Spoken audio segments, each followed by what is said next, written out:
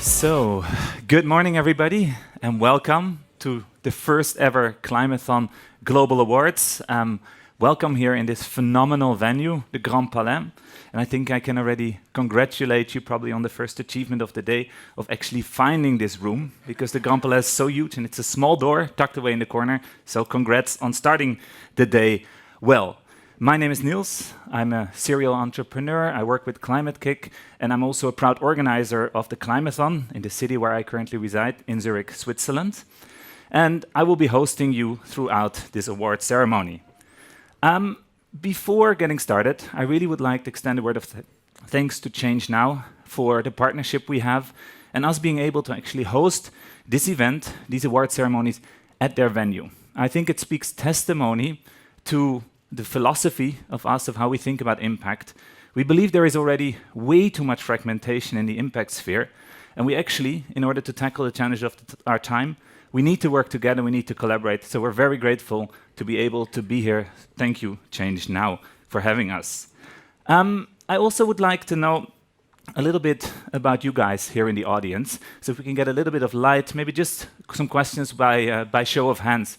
Who of you here would say, I am an entrepreneur or working for a for-impact organization? Can you just raise your hands? Okay, that's about half. Who would say, I work for city authorities, local government, national government? Okay, 10%. The others we have as well, other people? Okay, variety, thank you.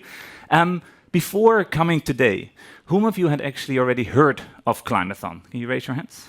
Okay, that's 80%. Congrats to our marketing team there. Well done. Who had participated in one of the Climathons? Okay, a smaller percentage. And my final question to you is, whom of you would say, I am a citizen of a city around the world? Can you raise your hands? Okay, nearly everybody. You've come to the right place. What is our program for today? So we have a very fast-paced 2 hours ahead of us. We're going to hear 10 citizens projects, 5 cities. We're gonna hear from 10 jury members. We're gonna have 1 keynote speech, a video. We are going to hand out 4 awards, and actually you guys, even if you don't know it yet, are also gonna hand out 2 awards. So if you do the math, that's over 30 people on stage in 2 hours. And as you guess, we're probably gonna need Swiss timekeeping to make that work and to keep up the pace. After my introduction, we're gonna have a keynote by Kirsten Dunlop. We're gonna hand out the Citizens Award. We move to the second track, the cities. Then we're gonna do the public awards, about which I will say more later. And then we're gonna close at around 1:15-ish. Now, why are we actually here? That the climate crisis is real and existential, I don't think I have to tell you as an informed audience. That we need urgent action on many fronts, and that one organization cannot do it alone, I also don't think I have to tell you. But what I would like to tell you, what we would like to tell you about today, is that actually we at Climate Kick have co-developed a systems innovation approach that is gaining a lot of traction currently, which Kirsten will talk more about in her keynote. But we're not here to talk just about that, but specifically to talk about one of our flagship programs, the Climathon. With progress in global politics moving at a sluggish pace at the moment, we have created Climathon to focus on an area in the system where change is actually possible and already happening. And that area is cities. In cities all around the world, there are people, in recent years particularly, who've started taking to the street, who've started protesting. There are people taking action. And what we want to do with Climathon, the way we've designed the program, is to help all that energy that is out there, the awareness, to turn that into productive action and develop local solutions. Now, how will we do that very concretely? Climathon essentially is a tool to help combat climate change. We have designed that because we know that in thousands of cities around the world, there are local organizations.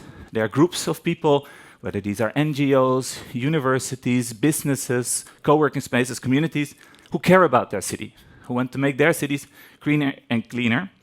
We have created Climathon as a tool to actually enable them, and we call them in our language local organizers, to use that framework to actually bring together for one program citizens, cities, and the local economy to together collaborate on finding solutions for local climate challenges. Because as you all know, climate change is a global problem, but it actually has very severe local implications too. And we will hear more from that later. Now, what is the desired outcome of a Climathon? There are three. So the first is the level of, let's call it activation and awareness creation.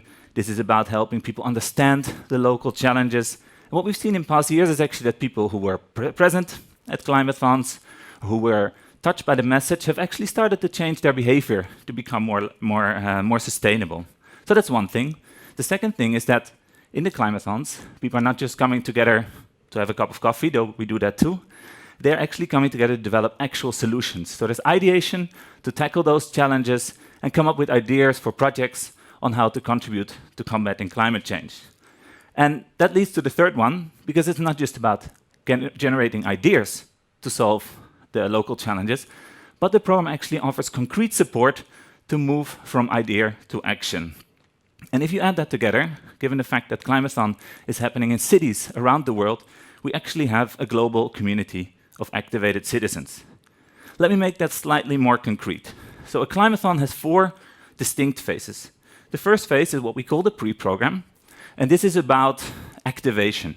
So organizing events, media outreach, online outreach, to actually get the citizens involved about what the local reality is, working together with city authorities to frame challenges to be worked on, as I mentioned before, during the hackathon, where between 12 and 72 hours, people are coming together. We've had hackathons with 30 people, we've hackathons with 300 people, to actually develop these ideas, which are then taken forward post-program, so after the hackathon, where we receive support, mentoring, access to incubators, etc., etc.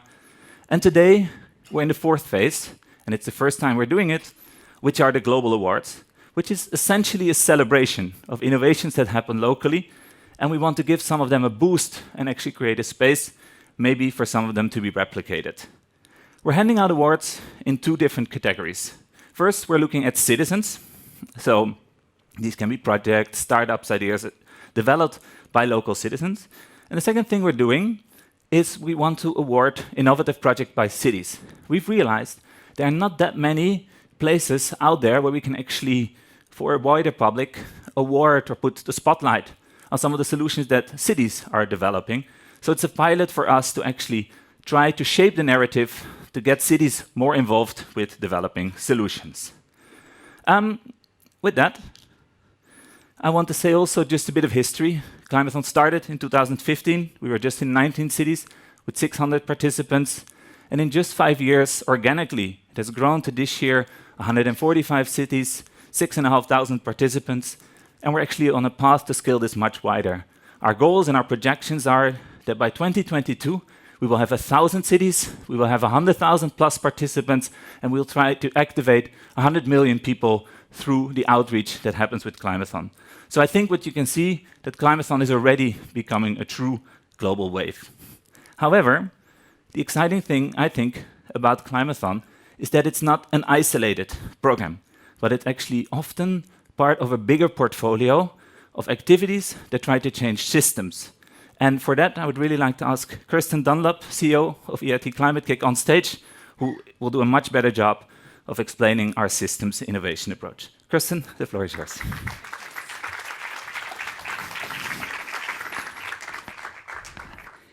Thank you very much, Niels, and welcome to all of you. Thank you for finding the room and finding us.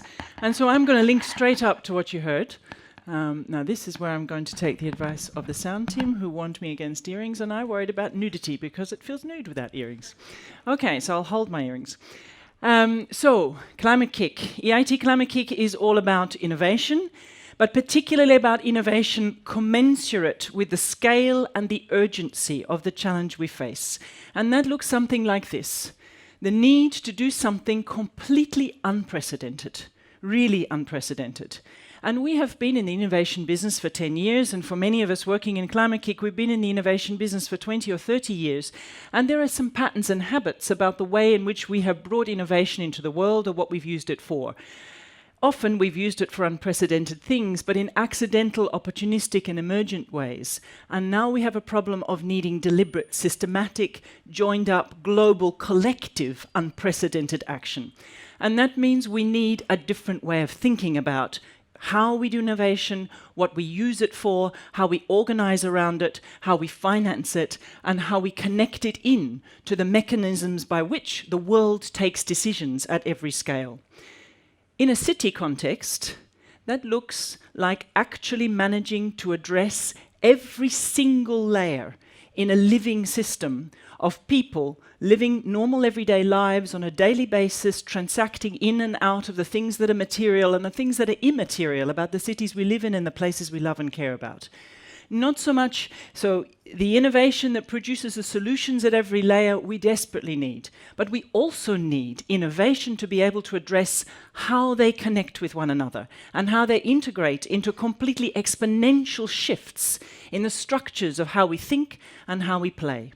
And that is really what has led us to take a journey ourselves in the last 3 years and reflect on what we must or should do, what would be our license to operate as a community of change makers and change actors in the world, and as an instrument of European intent and political will when it comes to research and innovation, and as a catalyst for change across a world of connected organizations and communities. And our reflection has been, we need to shift from a single point, project-focused, project-financed, essentially incremental way of thinking about how to make it safe for us to take some steps from here to here, and how to fundamentally rethink what we use innovation for. So what I'm going to explain as quickly as I can is just a flash, a glimpse of what does that look like in practice. What does Climathon, as an initiative which is all about the agency of people living everyday lives in everyday places, connecting up to a broader system of movements for change and a broader system of deliberate, systematic transformation through innovation. And I'm going to stop here for a second because these are the essential ingredients of this cake. Let's start with the question of demand-led. So much of innovation is focused on the supply of innovation to the world. How to educate entrepreneurs or how to educate people to become entrepreneurs, how to develop business models and mousetraps that will attract money from financial markets and venture capital, how to come up with new technical solutions, develop technologies, how to connect with other people and connect those technologies into some form of economic model. But it's always about supply. And very often we end up in a situation that tends to be discrete, single point, technology focused, technology optimistic, and in the end, also incremental if it's being funded by those who demand to see some form of predictable outcome, reliable, predictable within time. What we rarely see is a willingness to understand that innovation needs or is one of the most cost-effective, risk-effective, generative ways of dealing with uncertainty. And if we think of the problem we face a problem of profound and radical and frankly frightening uncertainty. The uncertainty not only of our physical futures, but the uncertainty of our social and civic and political dynamics, and the technical uncertainty of how we would conceivably take almost every aspect of the way in which we've taught ourselves to understand growth, prosperity, well-being, and economic mechanisms to a completely different place. So that uncertainty can be managed, but it can be managed by working back from the problems, the differences we want to see. If we can begin to even just imagine through roadmaps and carbon commitments some form of structural non-linear or discontinuous difference in carbon emissions, in a reliance on each other, in a way of using resources, and anchor innovation in that place, and in particular harness it as a mechanism for accelerating learning.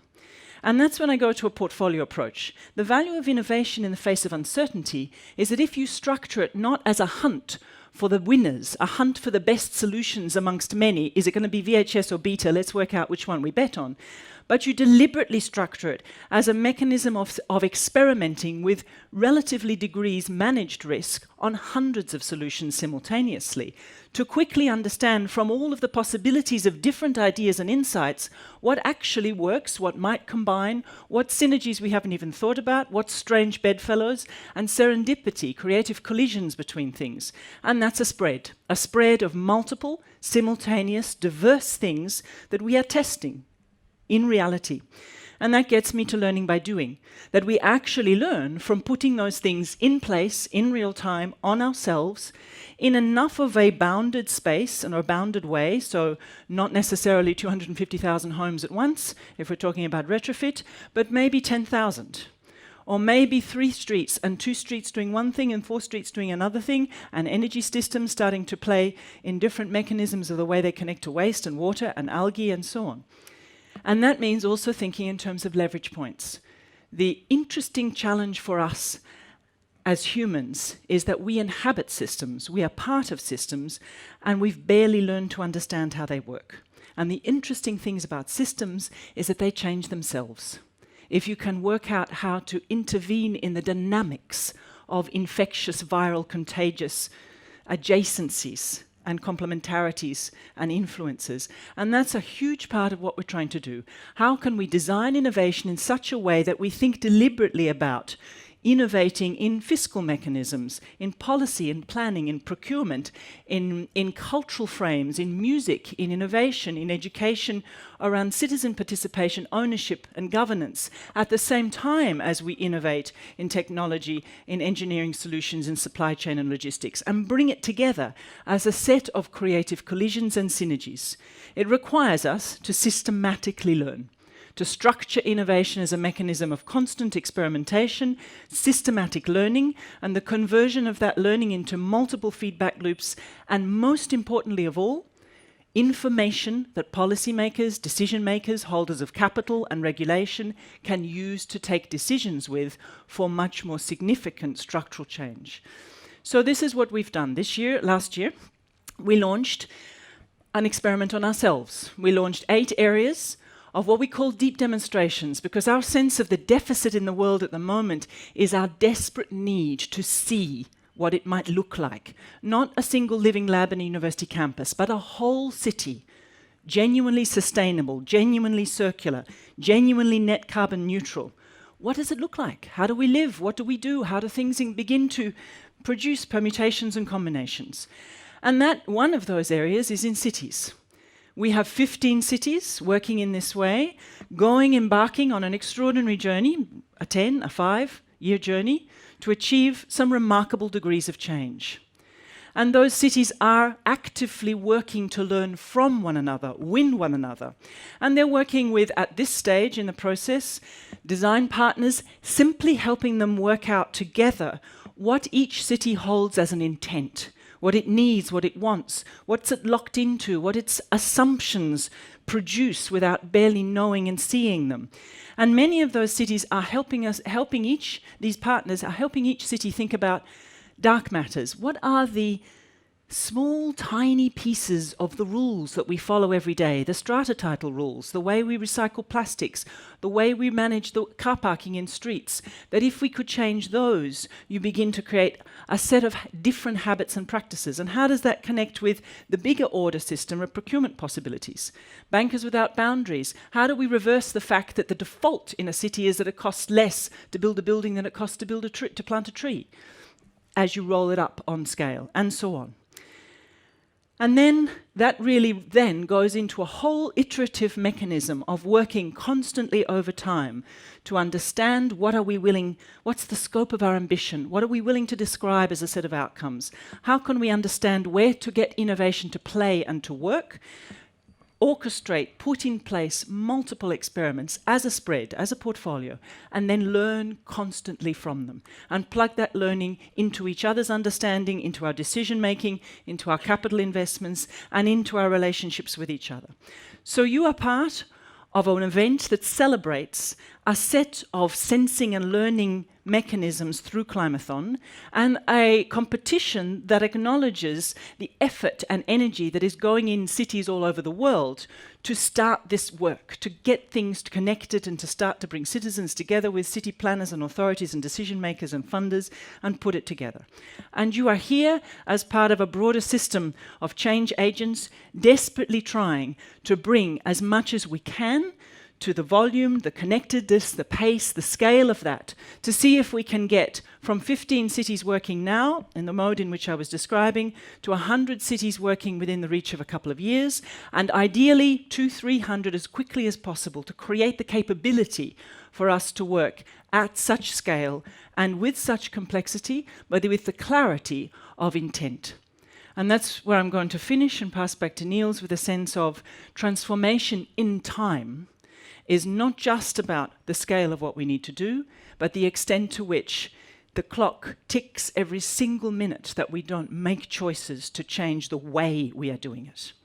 Thank you. Good luck to those who are competing, and thank you for making a journey here to connect. Please use the carbon footprint of being here to make sure you do something with those connections. Thank you very much. Thanks so much. Thank you very much, Kirsten, for this enlightened presentation. You will be available here after the awards show for any questions that might still linger. Now we're going to move to the first track that we're going to award solutions in, and we're going to hear from 10 innovations around the world. And I think it's important to remember that many of these ideas didn't exist a few months ago. These teams hadn't even met. They were citizens of cities around the world who took the agency to actually develop solutions. And I think what we heard before is that nearly all of you, or actually all of you, are citizens of cities small and wide across the world. And we'd like to use this moment for some reflection. So I'd like to ask everybody to stand up. And don't worry, you don't have to move, so you can leave all your stuff, but just stand up quickly. If we can get light in the room, please. Turn around and look for somebody, maybe in the row before, after, who you don't know. Make eye contact. And for 3 minutes together, speak maybe about some of these questions. So introduce yourself, where you're from. What have you done for your city? What could you do in the future? So meet some new people. 3 minutes, go. So that was 3 minutes of buzzing energy. You experienced a bit of the Climathon vibe. Now imagine 72 hours of that with even more people together. Give you a sense of what happens. Thank you for coming along. Now, before you're going to hear from the 10 finalists, just a few words on where we came from. So we had 145 Climathons this year. Winning local projects were able to apply. We received 160 of them. 88 were longlisted. 10 have been invited to come here to Paris and are already winners for us. Yesterday, they participated in an intensive learning bootcamp to make sure that all of their projects actually receive a big boost. Today, the jury will hand out 3 awards, and you guys, and I'm getting to that in a second, will also hand out an award for the Citizens track. Just a bit about background about the applications, where they came from. As you can see here, a very diverse field, from waste management to circular economy to food, all the way up to climate finance. We actually had applications from 51 nationalities on all 6 continents, and we're quite happy that the gender mix was quite well distributed between male and female applications in this sphere. What kind of prizes are we going to hand out? So the first 3 prizes that you see here are handed out by the jury and have actually already been decided who wins these, because all of the finalists have handed in materials beforehand. The jury has taken a lot of time to actually evaluate them and select the winner. But you are not going to sit here afterwards just guessing who you think will win the different prizes, but you also have a role, because you are going to hand out, together with the online voting that we did before the event, another audience award for the Citizens track. And how that works: afterwards, when you take out your smartphone and you go into any browser, you type in slido.com with the code Climathon. Automatically, for each of the different projects that comes up, there will be a question to rate the project on a scale from 1 to 5. Okay, and everybody can do that once. And in the end, we will then look which of the different teams got the best rating. And toward the end of the show, we will then hand out these awards. Okay, slido.com, the code is Climathon there. How is it going to work specifically now? So we will get the first 5 teams afterwards to come pitch. They will have 90 seconds to pitch. Merit, where are you? Merit is sitting right here in the middle, and she actually has a timer that with 90 seconds ticking down. So when you pitch, make sure that you look at Merit. When the time is up, she's going to stand up, and I'm going to need all of your help to actually clap to make sure that the project really stops after 90 seconds. Because we know the entrepreneurial minded. If you give them an opportunity, they will just keep talking, right? Because they want your attention and opportunities. After that, I will ask them a quick question that we've prepared, and that is the time for you to rate the project on slido.com using the hashtag Climathon. Now, we have, as I mentioned before, had the help of a phenomenal jury helping us with the citizens track, except, unfortunately, for Dennis Pamlin, who cannot be here today, the other 5 are with us, and I'd really like to ask the jury now to come on stage and join me on these colorful chairs that are here. So please, jury, come to the stage and take your place for the Citizens Awards. So Afro Shah, Gabriela Gandel, Connie Angus Tyson, Sylvia Macron, Vincent Touboul-Flacher, please take your seat here. And let's give some applause for the jury.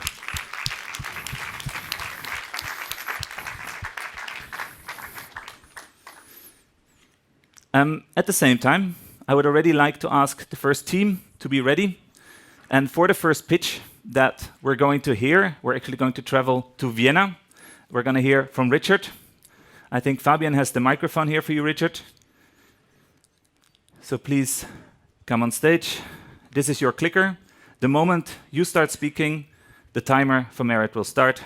Good luck, and we're looking forward to hear from you. Thank you. Hey. Well, 1.15. 1.15. That's the average people per car in European commuter transport.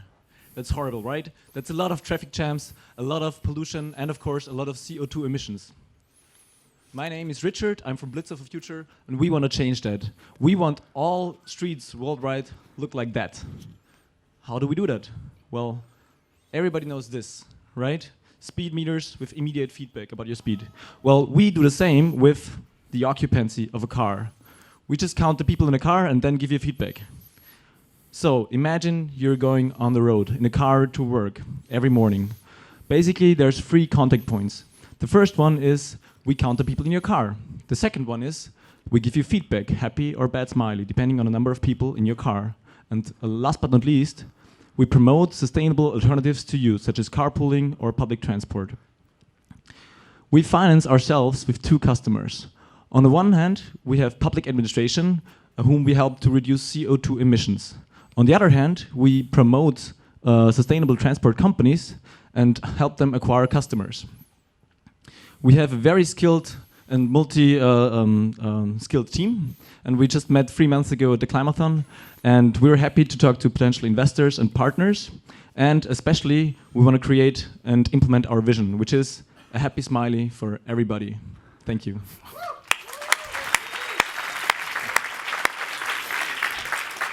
Thanks so much, Richard. You couldn't see it, but he finished exactly when the last second was ticking away. So as an imported Swiss, I'm very proud of that timekeeping. Well done. So remember, now you guys can vote. So take out your phone, slido.com, Climathon. The question will mysteriously appear. How are you going to rate Blitzer for Future on a scale from 1 to 5? And I have a question also for you guys, Richard, because you actually met only 3 months ago, and now you're already here. What role did it play that you didn't really know each other? How did it come about?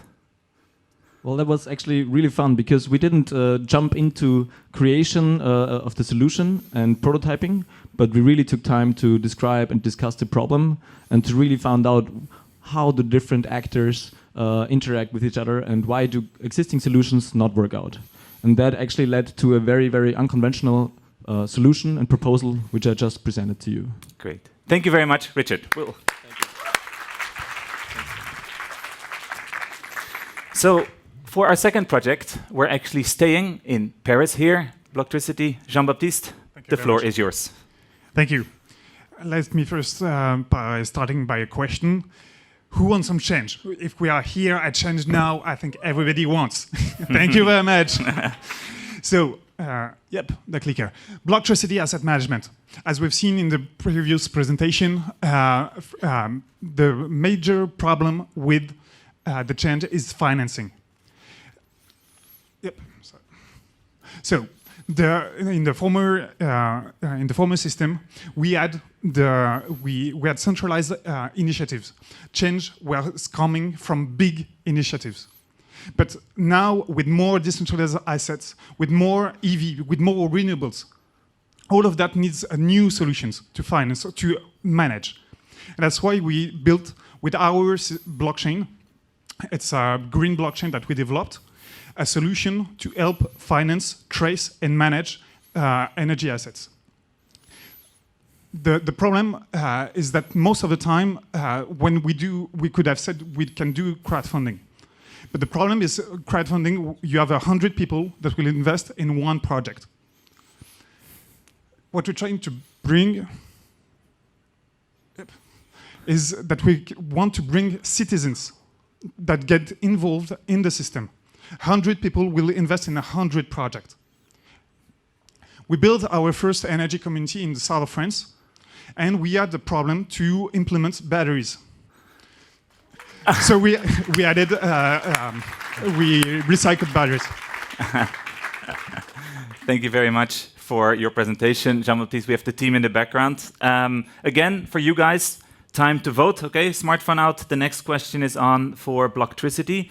Jean-Baptiste, also a question for you. You can keep the mic. We are here in Paris, where your solution came from. Is that special for you? What are the local challenges, the climate challenges that you care about here in Paris? So first, what we wanted to do with the Climathon was to meet people.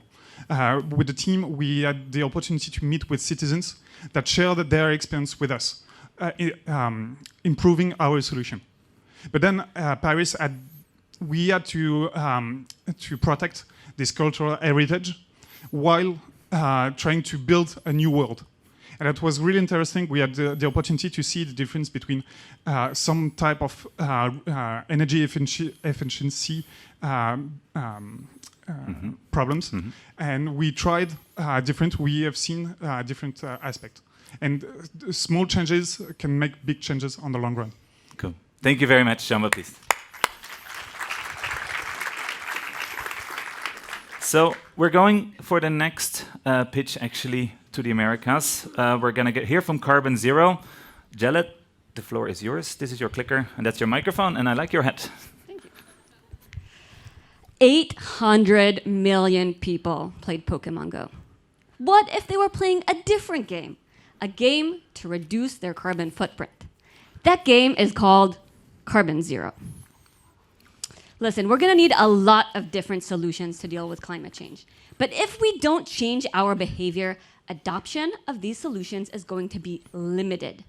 That's why we are using the coolest immersive technology and latest neuroscience research to help people deal with their fear from climate change and stay positive. How does it work? You start with Captain Joy. He gamifies a carbon calculator for you. Then you go on real-world missions, like trying a new plant-based restaurant or planting a tree with a local organization, and then you see your impact with our AR Zerons, cuter than Pokemons.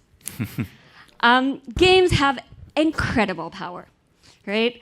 And we're building a game that's collecting all the science and letting you compete and collaborate to actually save the planet. 3 months ago, this was just an idea in my head. Now we are on the Android store with test users building this with data-driven analytics. We have a really detailed business plan, and we have an amazing team. You want to invest in us if you want to be a hero and help millions of people get to zero. Thank you. Thanks so much, Jalet. Also a reminder for all of you to vote now. Slido.com, #Climathon to rate. Take out those phones. So a question for you, Janet. You guys are an international team. I believe you're the only San Francisco native. You have people from Australia, Hong Kong, Argentina, I believe. What role does it play for So we you? met at the hackathon. Some people were traveling, some people are local, some people are students. We have students from Kenya that we're helping out. There's a lot of research on how actually diversity creates a better product, and I think we're seeing that. Because we met at a hackathon, we can really bring out each other's creativity. And the key point for this to work is to stay aligned on the vision and you're Swiss, the timetables. And for that, we are very grateful to have Penelope, who has immense experience in actually managing big teams. Yeah, we worked, we were, I think, in like 5 different companies over December and January, and we're still on schedule. So Great. Thank you so much. Carbon Zero. Thank you. So, for the 4th team, we're actually going to go very close by to Zurich. I did not have anything to do with them being here, okay? Even though I'm a Zurich native, this was purely the jury. All right, the floor is yours, Karen. Okay, let's start with a quick quiz. What's the difference between those 2 pictures? It's hard to tell, right? But there is one. It's 17 hours of traveling time, 600 euros, and 2,166 kilograms of CO2 gas emissions. Because one of those pictures was made in Japan, the other one in Lausanne, Switzerland, which for me is really close by. That's why we raised the question, why go far away if everything is close by? Our vision is to offer a more sustainable travel alternative without any compromise. And this is one of the most important issues when it comes to climate change. Behind my back, you can see the number of air travelers just in 2018 and just in Switzerland. So this number is shockingly high and calls for action. And that's where Close By comes in. On our platform, you can choose between a variety of places all over the world and click on the red dot.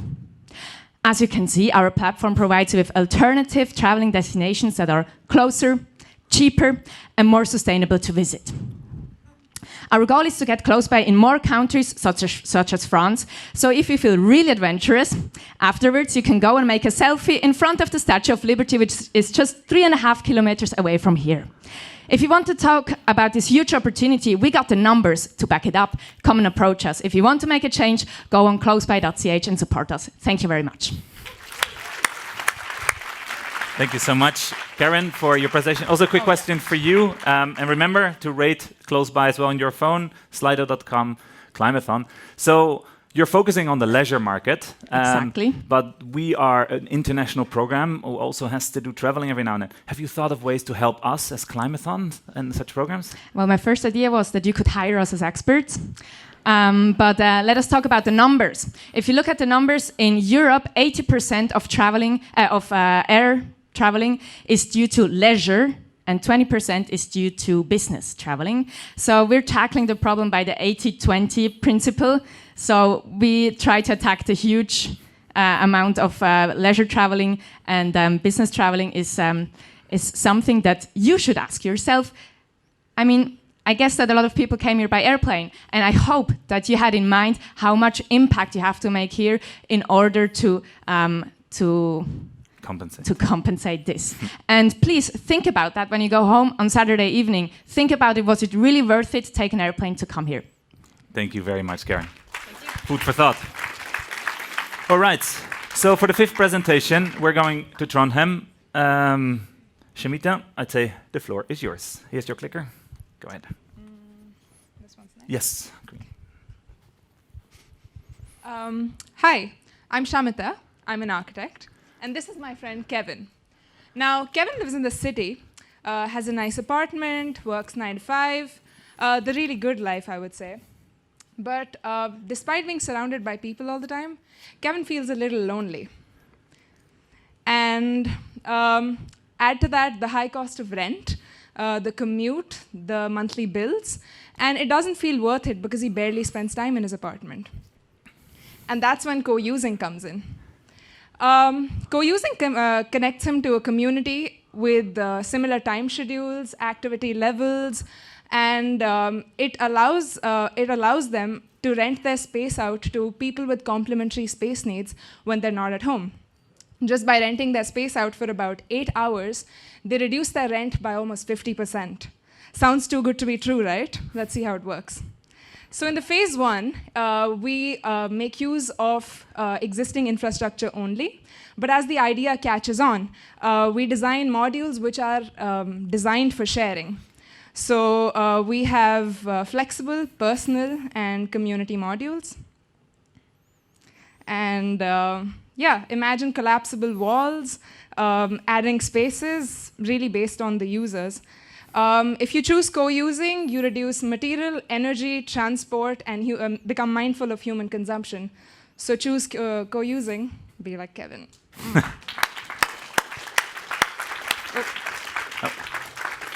Thanks so much, Shamita. Also, again, reminder, rate co-using as well, using Slido and the code Climathon now. A question for you. Your entire team is not from Trondheim, but you're working for Trondheim. Why that motivation? So as a team, we all believe that carbon emissions don't have any borders, and climate change doesn't have any borders. So it doesn't matter where we're making the difference as long as we're doing our best towards it. And Trondheim is a really special city that way. They're very driven to make a change. So they're really supportive of their students, and they give us all the resources we need to make our idea actually happen. We're in talks with the Trondheim municipality right now to see if we can combine our idea with future housing projects. So yeah, come and be a part of this. Great. Thank you very much, Shamita. Okay, so if you've lost count, we've had 5 teams now, and we're actually going to take a small break and go back to yesterday. I mentioned we've done a bootcamp and we would like to get the video up and running. We've made a short video to give you some impression of what actually happened during the learning bootcamp that happened yesterday. The video, please.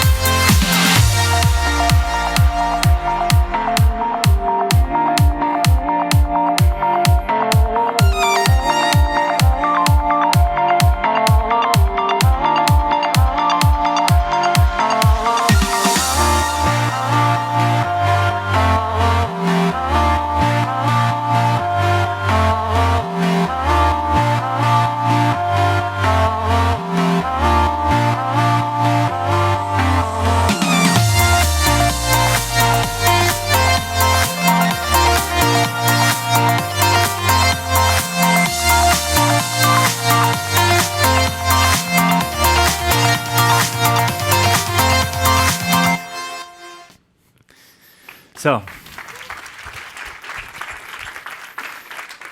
thanks a lot. Now let's move forward with the next 5 citizens team. And we're actually for pitch 6 going to Edible Roofs again to Zurich. Timna, where are you? There. Fabian has the microphone for you. And I have the clicker. That one is forward, right? Yeah, the floor is yours. Last 10 years and that are out there, so past, present and future, because the EIT and the KICS were an extraordinary... So this is Kirsten Dunlop, who has so much to say that even when it's not her turn, I think somebody accidentally turned on her microphone instead of this one. Can you try again, Timna? Works? Yeah, it works now. Okay. So let's start again, Merit, and the floor is yours. This is Marta. Marta lives in Zurich. She wants to know where her food comes from. So she has decided to start growing her own vegetables. Unfortunately for her, on her tiny balcony, there fit only about 3 tomato plants. So, very motivated, she signs up for a garden parcel. But she's disappointed to learn that she's number 180 on the waiting list, with an expected waiting time of 2 years. Now, what Marta doesn't know, all the flat roofs in the city of Zurich have an area of about 700 soccer fields, and the city has passed a policy to green all of them. That's where we come in. Marta logs onto our platform and starts searching for a rooftop garden parcel on a public building close to her. When she finds a suitable rooftop, she applies right away. And already 1 week later, she's standing for the first time in her new rooftop garden. The planter boxes have already been pre-set up for her, so she can start gardening right away. Edible roofs gives aspiring urban gardeners access, tools and guidance to farm on the rooftops of public buildings in Zurich. Help us grow our food in the sky. Wow.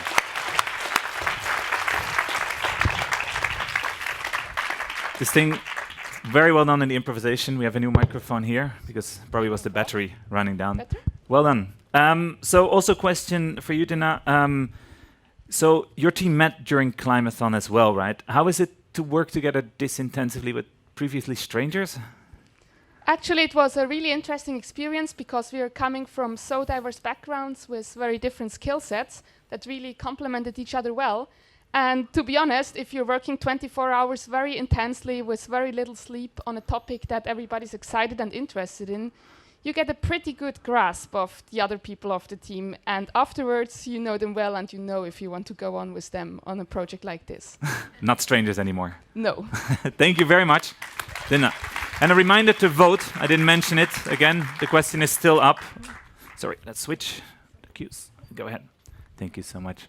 All right, so for project number 7, we're actually going to Egypt, to Cairo. Yasmin, this is your clicker, and the floor is yours. Oh, no, the other one, the green one. Hi everyone. I'm Yasmin from Egypt, Cairo, and I'm going to present to you soap to soap. 36 billion, and this number is end up in landfills every year. It's soap waste. Due to hygienic reason, hotels change every day the soap bar with every new customer, and this generates 36 billion. And from where I come, the number is not different. It's 1,010 from Egypt alone every year soap waste that end in landfills.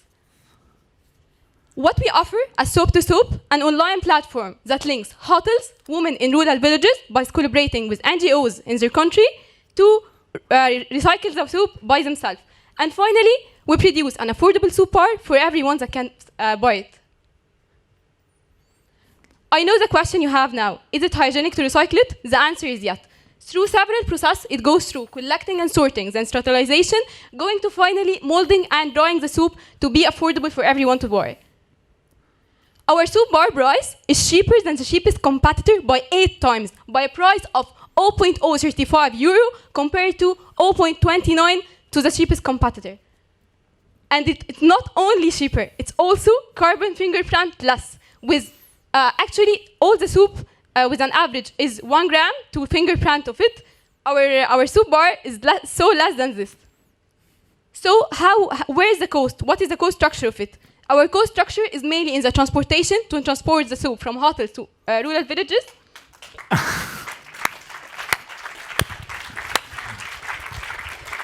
Thanks so much for the pitch. That was actually the last slide I saw. So Yasmin, again, a reminder for you guys, rate the project on slido.com. A question for you. In Europe that I know well, the sentiment, the public image of climate change has changed a lot last year. How is that in Cairo and in Egypt in general? What is the public perception of the problem there? Actually, in Egypt, more people are aware of climate change than ever right now. And in the Climathon, I actually have a more impression about it from all the ideas that Egyptians got. Actually, we had in Egypt like 30 teams competing with ideas about climate action. So it's more aware than ever here. Great. Very happy to hear that. Thank you so much, Yasmin. All right, so we're going a little bit north to Belgium, to Liège. Coralie? Pauline, okay. Sorry, I have the wrong name. It's okay. The clicker and the microphone. This one? Yep, go ahead.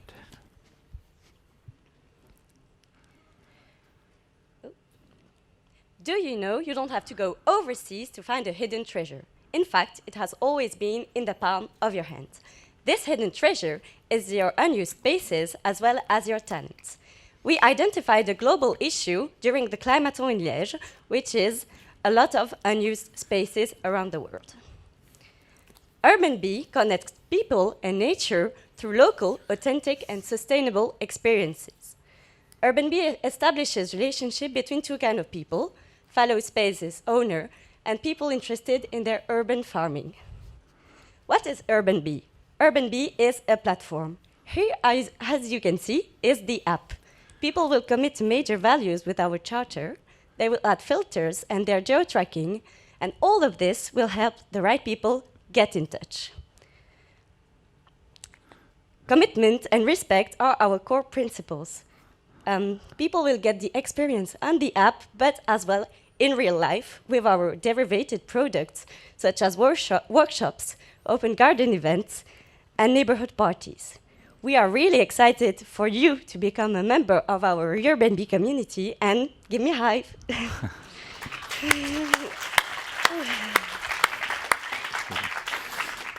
Thanks so much, Pauline. Again, reminder to rate the project here.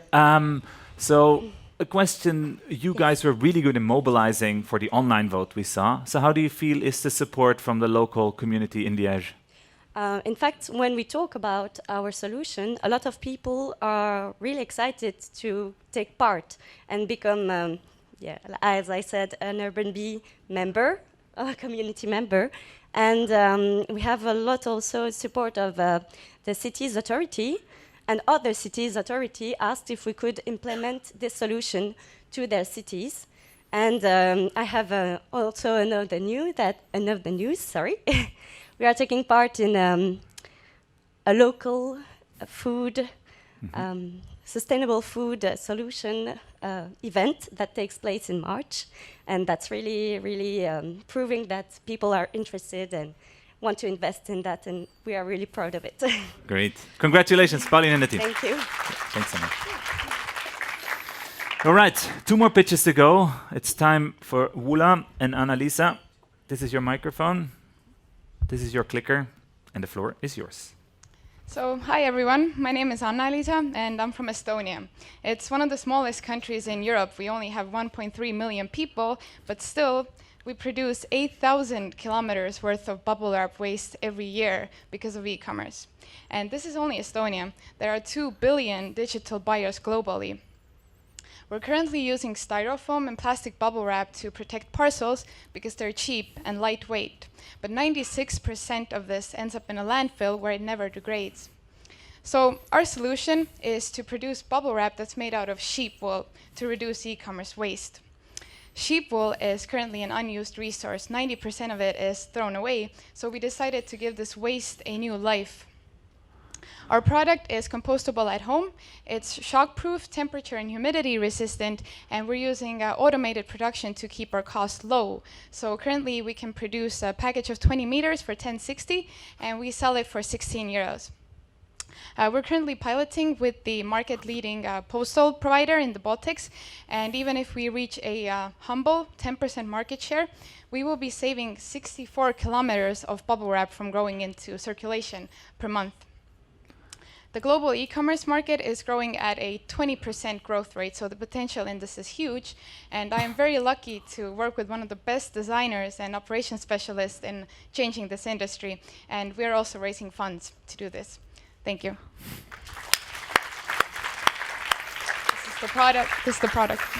So you saw in the video somebody cuddling with this. So if you want to try cuddling with it, come up to Annalisa afterwards. So this was one of the local challenges on reducing waste from e-commerce. Why did you decide to work on this particular challenge, and how did Climathon help you move forward? So we actually got the idea just a few days before the Climathon, and I wasn't sure if I should go to a hackathon because I had just been to a hackathon the previous weekend, but it was good that I went because now we're here. But a circular economy, and especially packaging, has been an issue that I care about for a long time, and this is not the first, let's say, project that we have done in the field of sustainable packaging. So it was just quite the logical continuation to that. Right place, right time. Okay, well, congratulations, and remember to rate the project. Thank you, Annalisa. So we have a very special thing that we also didn't know at first. For the last pitch, we're also going to Tallinn because we have another idea working on the same challenge that was posed locally. And we have Elisa, not Annalisa, this time for the final pitch. The floor is yours.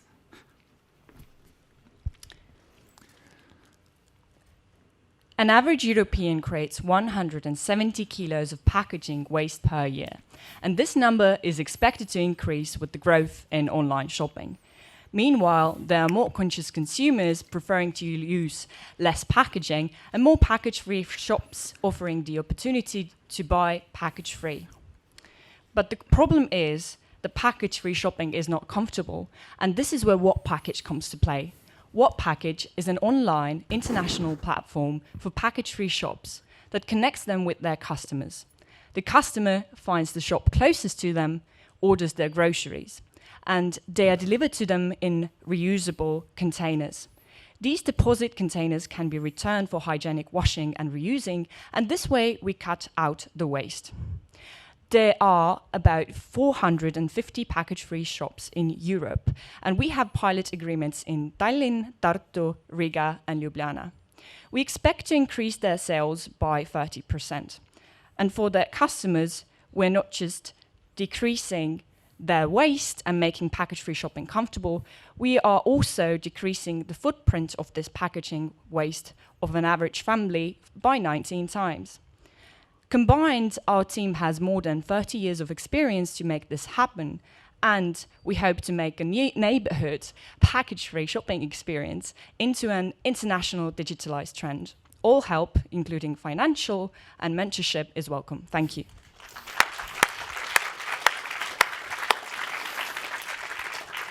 Thanks so much, Lisa.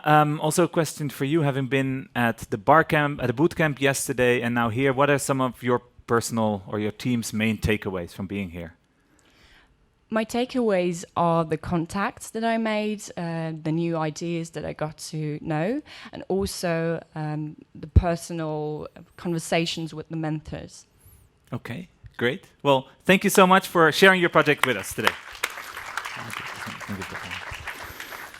Again, I hope you rated What Package as well. In just a little bit, we're going to close the citizens part of rating because we have all your ratings with us now.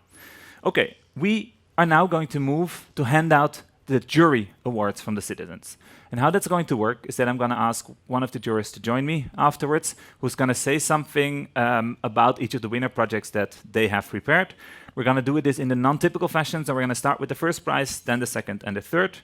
So after we've announced the winner, you're saying something, we take a quick picture, which is, of course, a very good moment for you guys to tweet about it, right? Share the world, what is actually happening here. So pretty straightforward, I would say. For the first prize, I would love to ask Sylvia Marcon to join us. And we had a little joke on the email because you said, yeah, my name is not Macron, but Marcon. Actually, my autocorrect changed it from Macron to Macron. Something changed a few years ago with your name, I guess. So I think, I'm going to give you the microphone already. I'm going to already say, this is the winner of the first prize for the Citizens Track. And it's your turn to announce who the winner is. And then we do the laudation. The winner is Wula. The winner is Wula. Come to the stage, please.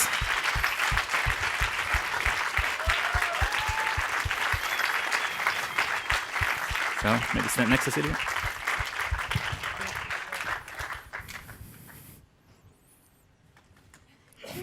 This is always awkward if you're standing up here.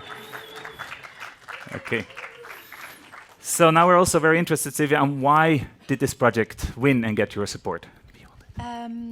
So this is a completely personal view, but I think that if you have won, probably it's somehow shared with the whole jury.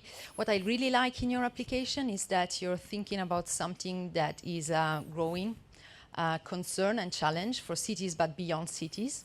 E-commerce, delivery, and all the emission related not just to the waste and the packaging and the plastic generated by e-commerce, but also from the emission. So you're looking at also a natural solution, a reusable and sustainable material. And I also like that you're a woman because I believe we need more women as CEO and leading this economic transformation that is long time overdue. So congratulations, it's a wonderful project and really you deserve it, so own it and share it with your team. Maybe two aspects where I see there is some growing and space for development. You're choosing now your clients and make sure you choose them wisely because they are delivering and delivering materials. So maybe always think that you can also advise them in reducing their greenhouse gas emission and making sure their delivery is zero net emission. And it's not an easy job, so please keep it up. And also think about your sheep farmers, because animals need care, as we need. So make sure that you work with farmers that take care of their animals and are compassionate. Many Thank thanks, you. Sylvia, and congrats, Wula. Congratulations.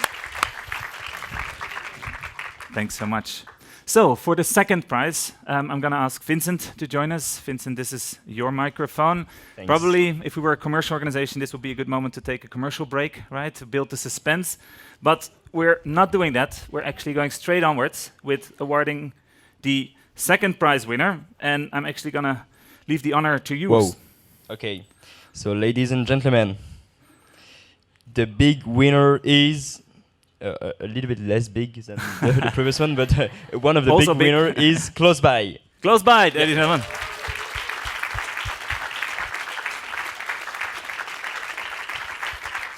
Yeah. Take it. You can stand in the middle, Vincent. Congrats. Okay. The picture moment again. Close by, ladies and gentlemen. Woohoo! All right. So also, Vincent, from you, we'd like to hear why Close By. First, so as part of the jury, we received all the files before, and we had a little moment to read it and have more information and to vote. And I really, for real, noticed Close By, and I found it was very interesting. And the pitch was as interesting as good than the doc. So congrats first, because sometimes there is like difference between the documents and the real thing. So congrats, it was very great.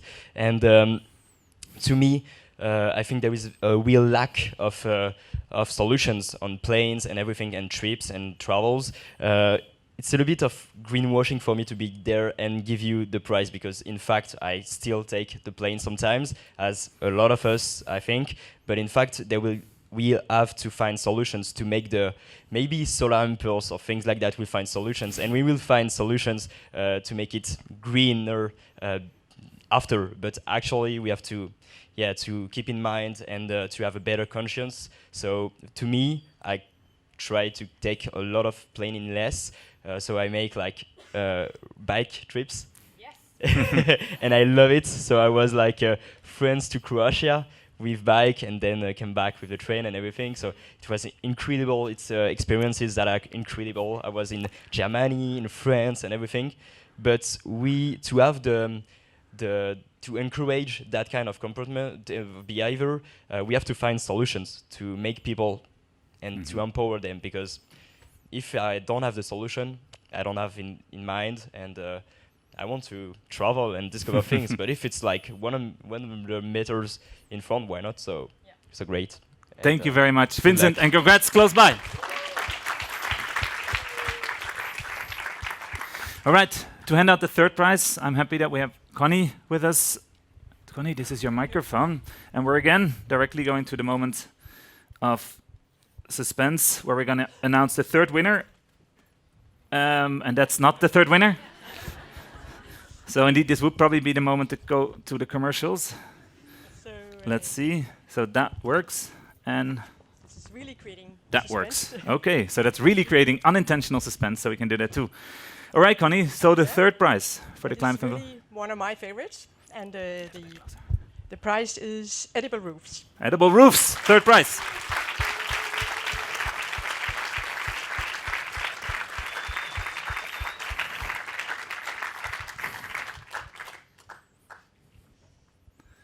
So, take it, come to the middle, please.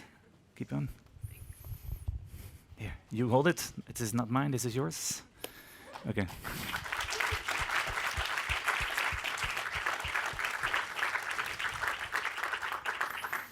All right, so also Connie, from you, why edible roofs? Well, green roofs are on the agenda worldwide as part of the effort we all to meet the challenges we all face, including climate change and also denser cities and the need for greener and healthier neighborhoods. You address all this. You came up with a great idea, also addressing a key challenge of any major city. Access to fresh and healthy produce for everybody.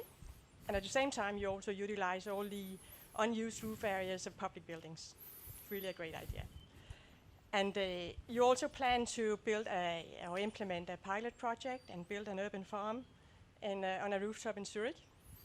I think it's cool. And we in the Rockwool Group also have a lot of knowledge about urban farming and urban gardening, and we would like to offer to organize a workshop and share our knowledge with you when you kick off this project.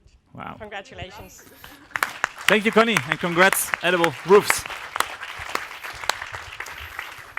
So those were the 3 prizes that the jury hands out. We have 2 jurors who we haven't heard from yet, but we will hear from both of you later in handing out the public award and announcing a special partnership. So thank you for the jury for making this possible, because we heard 3 people speak, but it was all of your work. So thank you and applause to all of you, and you can take your seat again. Thanks.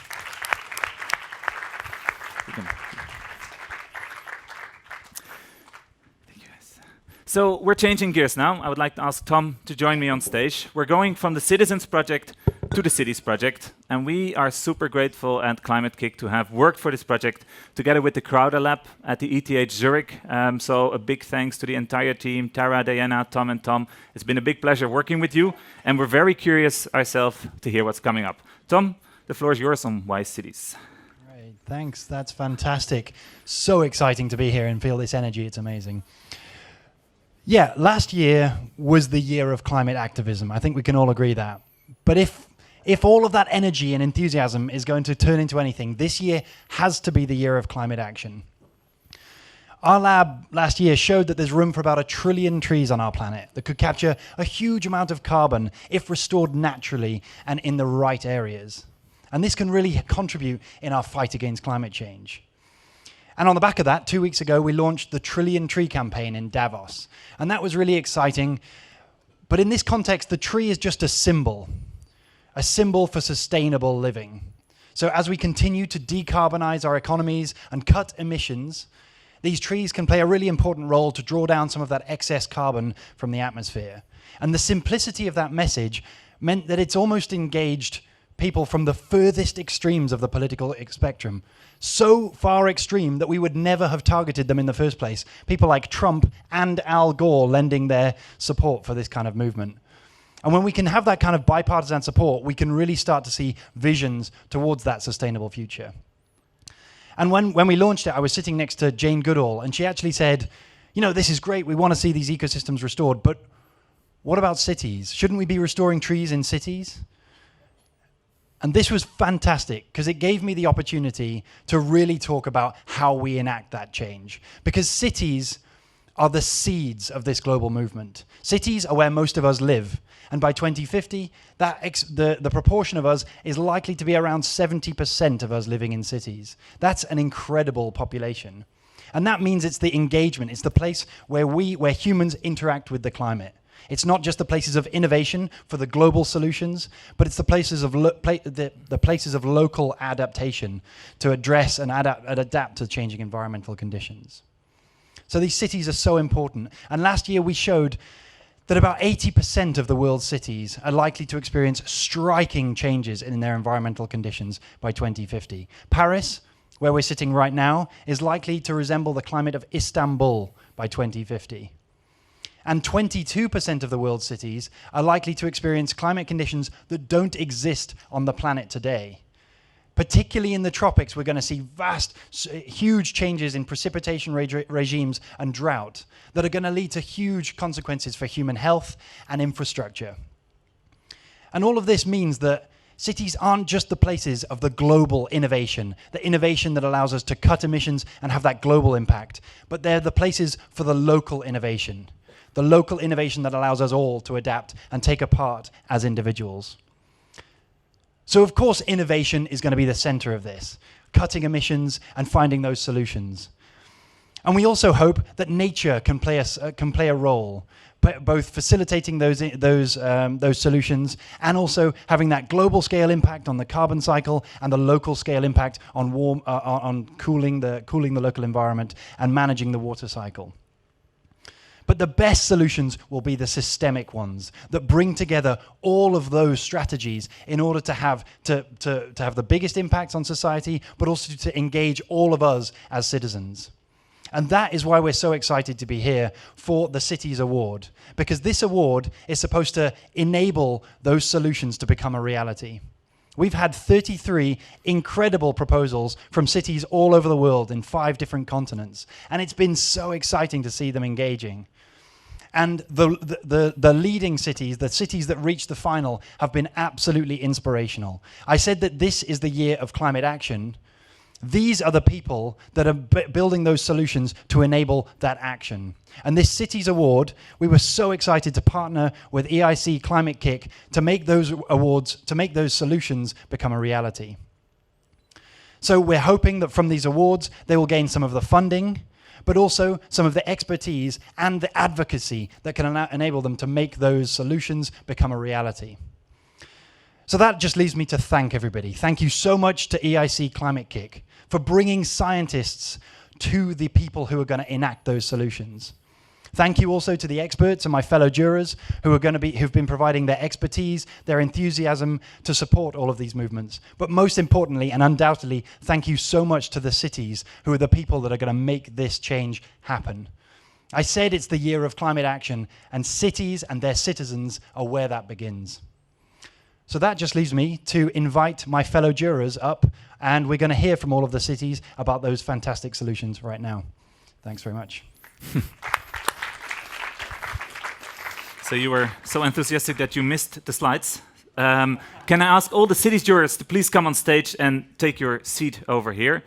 Out of the 7 jurors, we have Ben Smith, Celia Blauel, John Vidal, Julio Lumbreras, Kirsten Dunlap, Nancy Seich, and Tom Crowder. And I believe Nancy is sick. Am I correct? You're here? Sorry. Celia, sorry. Okay, there was a last-minute cancellation. Unfortunately, Celia's not there. Please take a seat over here. Tom, you can come over here. I think that works best. So let me explain how we're going to do the presentations for the city, because it's slightly different. We have 5 projects, so each of them has actually 3 minutes time to present themselves in front of your audience. And I think it's important to remember that these projects have not been incubated usually at the Climathon, so they usually did not have pitching training there. This is the first time they're capped to 3 minutes for such a presentation, so I admire the cities very much for coming along on that experience with us. After we've heard the presentations, we will hear from the jury members a statement on what they like about the project, feedback that they may have. And again, whilst we hear the feedback from the jury members, there's an opportunity for you guys to vote via Slido using the code Climathon. But I'll repeat that when that happens. And only then in the end, Tom will come back on stage to hand out the awards. So the first city that I would like to ask on stage, and I hope you guys are ready, is actually Salvador. We're traveling to Brazil here. Daniela, you are the first one to kick it off today. So an applause for Daniela to come on stage.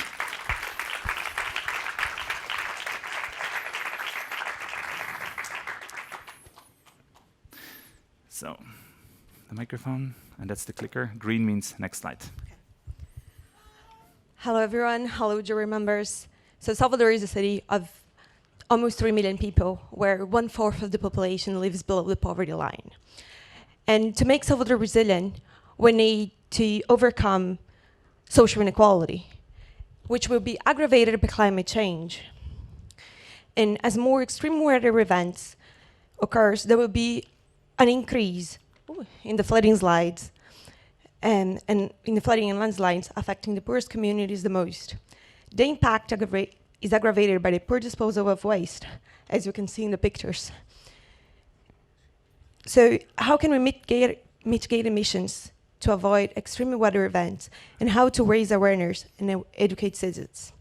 We had successful results and positive impacts with our school garden programs that created social cohesion and well-being and improved eating habits, as the vegetables grown were used in the school meals, and as the kids also start eating more vegetables in their homes. So based on that, we want to increase the project impact by promoting a sustainable food system and in reducing emissions and waste. from the implementation of a composting system and reuse of rainwater in the schools. We plan on doing that by working in partnerships with startups, the private sector, school staff, and the whole community, and where the kids will be the multiplier of the knowledge to their families and their communities, increasing the project impact. So it benefits citizens as it increases green spaces and has a positive impact on health and well-being. Besides, it makes future generations the enablers of change. So far, the composting system implemented in schools, in one school for a pilot project, in 1 year was able to compost 1,000 kilograms of organic waste and avoid the emission of 309.6 greenhouse gases, and it impacted 150 kids. Those kids already involved their families and community as they start separating waste in the home to bring the organic waste to be composted in schools. And as we are part of C40 and 100 RC, we can share our learning and best practices with other cities. And as this is a cheap and very simple project to implement, we believe it can be replicated by other cities and easily scaled up to other schools. Our goal is to scale it up to 10 schools, one in each district of the city, in order to make more citizens aware, conscious, have less waste incorrectly disposed, and fight climate change. Thank you. Wow.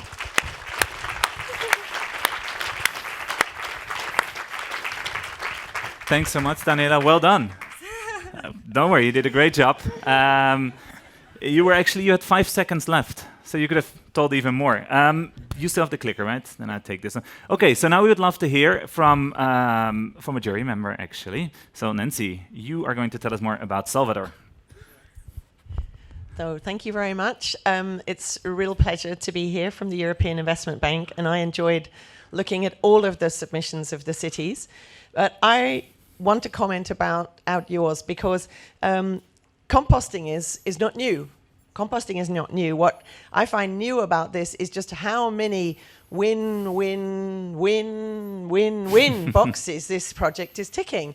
And I think as a climate change expert, I can focus on the greenhouse gas and I can focus on the reduction of the emissions. And as a mum who's been involved in school projects in Luxembourg where we said, let's have school gardens, I think the most fantastic thing about this is joining basically a school project, which is fantastic education and really empowering the next generation with a massive environmental and climate problem, and just joining these dots up. And not only are you empowering the next generation, but you're actually using their power to share amongst other kids. And what I really liked in the project was the fact that it would be the kids that would be going, school to school sharing and sharing the knowledge. What I also liked was just referring to one of the earlier cases where they talked about the transportation costs. I love the fact that by getting the kids to bring the waste from the homes, you kind of solved the transport costs because they're going to school anyway, and now they're bringing their composting material with them, which I mean, apart from presumably not muddling it up with their homework, is very good. The other thing I thought, apart from having all this amazing links between waste, water collection, greenhouse gas reductions, environmental improvements, avoiding, reducing impacts of extreme weather, health and nutrition and education, what I thought was amazing was your ambition. I mean, unless I misread the numbers, your 1 year target was a 30 times increase, which I just think is fantastic. That in itself is, take the pilot and let's just go. And I just thought that was really admirable. And I think that with these kids behind you, as well as young people in the city, I think you can do it. And I have done a lot of talks to schools, and I always try and think of things that you can say to the kids, what they can do, because they are really worried about this. And we want to give them things they can do. And this is giving them something they can do, which not only makes their lives better, but actually helps globally. And I think that that is absolutely brilliant, and I really like it. And I would like to say that EIB is a global multilateral development bank, and we do fund projects in Brazil. It's lending, it's not grants, but We do like to work with cities, and my urban colleagues would be very interested to understand if there is some way where the bank could possibly also support this. So just to open the conversation. Thank you so much, Nancy and Daniela. So much. Thank you. I forgot to mention the voting is open. So Piotr, maybe we can leave the question a little bit open again, rating all of the city's projects as well on the same scale that you have seen before. Now, this is truly an international show, you will see. We're moving actually now to the United States, to Miami. And David and Walter, you're both presenting together, because then we need 2 microphones, and which I think we have here.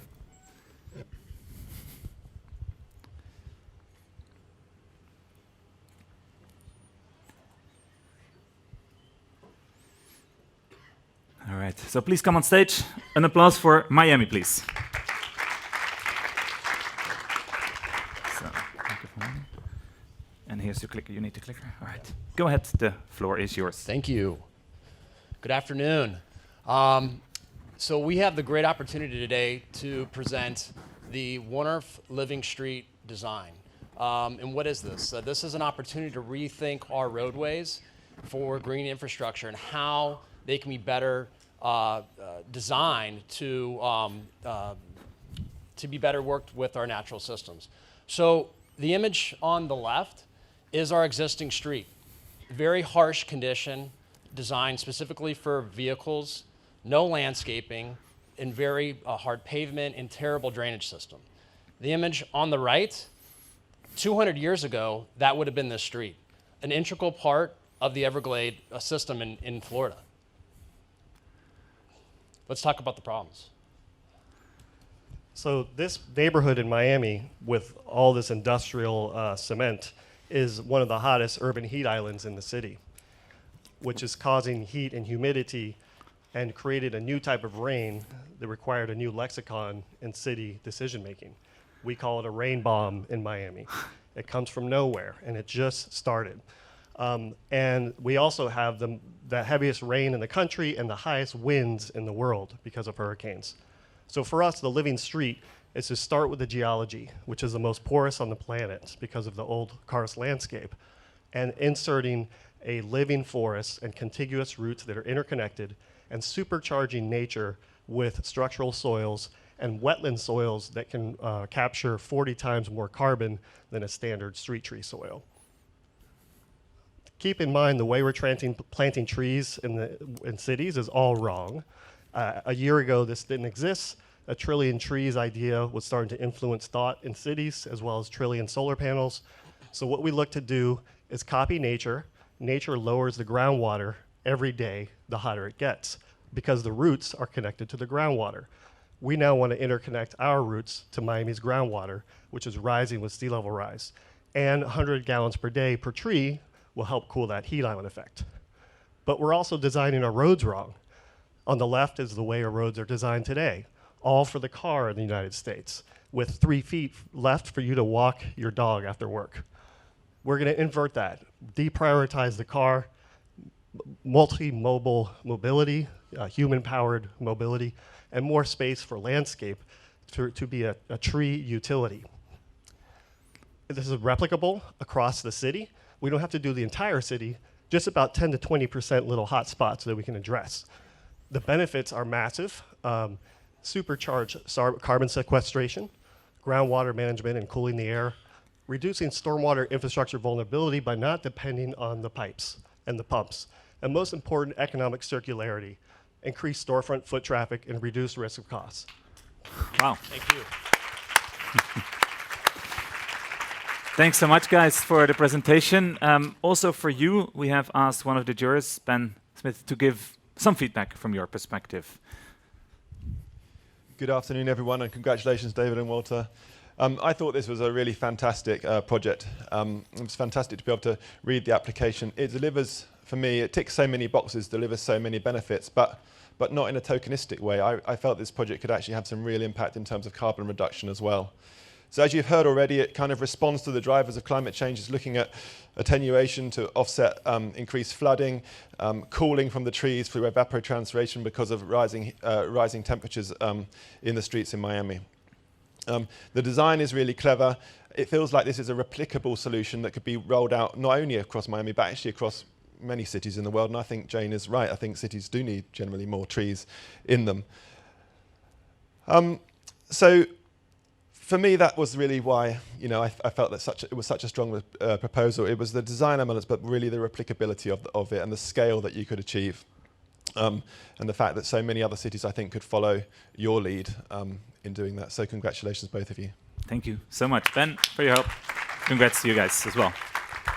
All right, I forgot to mention again the voting. Sorry about that. So again, Slido.com, Climathon, rate also Miami on the scale 1 to 5. And Piotr, we can keep the question open slightly longer. We're going to the other side of the world without causing CO2 this time. We're going to Sudan, and we're actually going to hear it from Razan for the next presentation. We're going to do it together.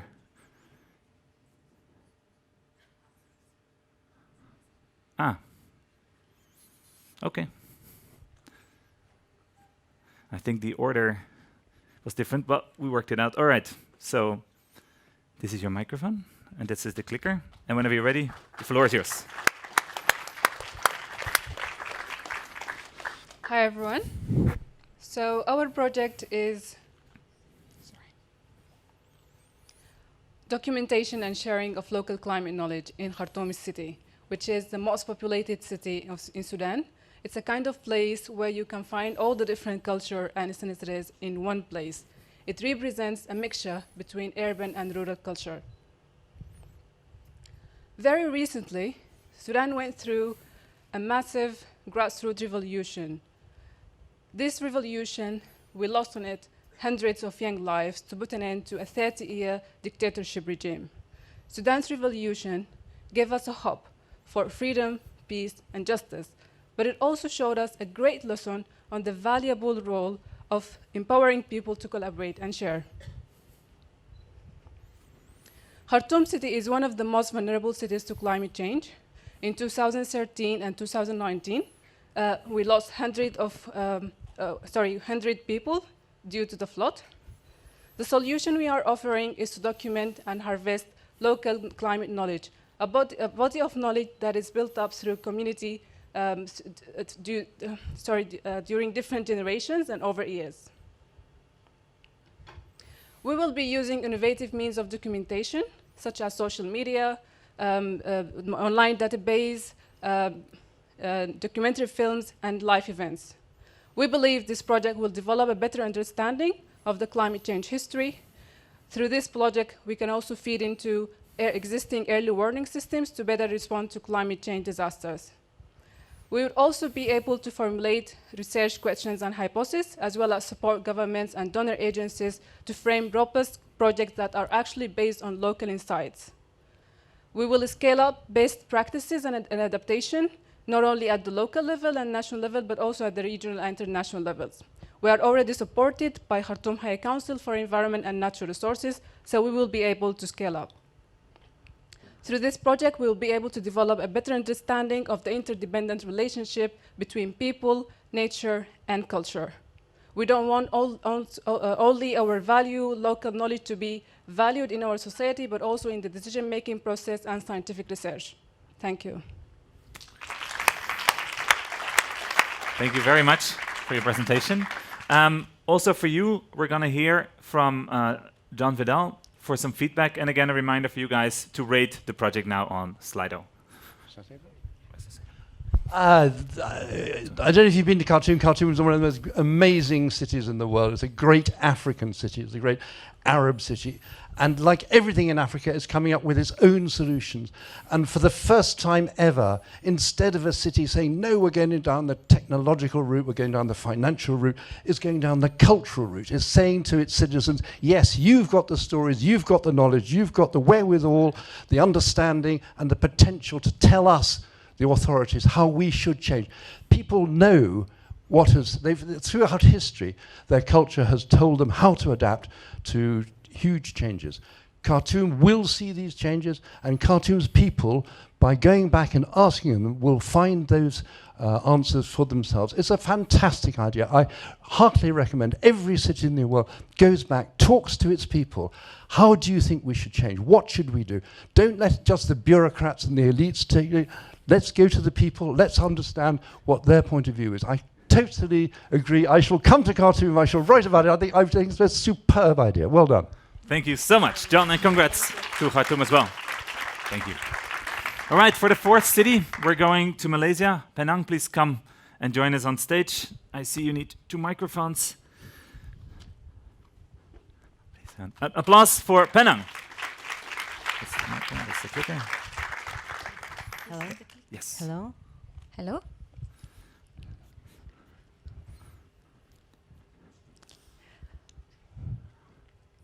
Okay. Hello, everyone. Let me introduce you briefly. Penang has an equatorial climate and a very multicultural community that has a strong connection to nature. We're also proud of our UNESCO World Heritage Site and for being a street food paradise. Climate change is an urgent problem in Penang with 4 main areas of impact: heat stress, flooding, vulnerable communities, and gaps in institutional capacity. The population is already feeling the impacts of climate change, as we have confirmed in community engagements. Yep, we have done several workshops with the technical experts and local leaders, as well as on-site engagement with the vulnerable communities. And we found out that the experts are focusing on flood impacts, whereas the community are prioritizing on heat stress. So the temperature has risen significantly in Penang, as you can see in this map. However, the hospital in Malaysia do not recognize heat stress and heat stroke. So, how can Penang address all of these 4 challenges? We have to go by social innovation, nature-based solution, and institutional change. Sorry.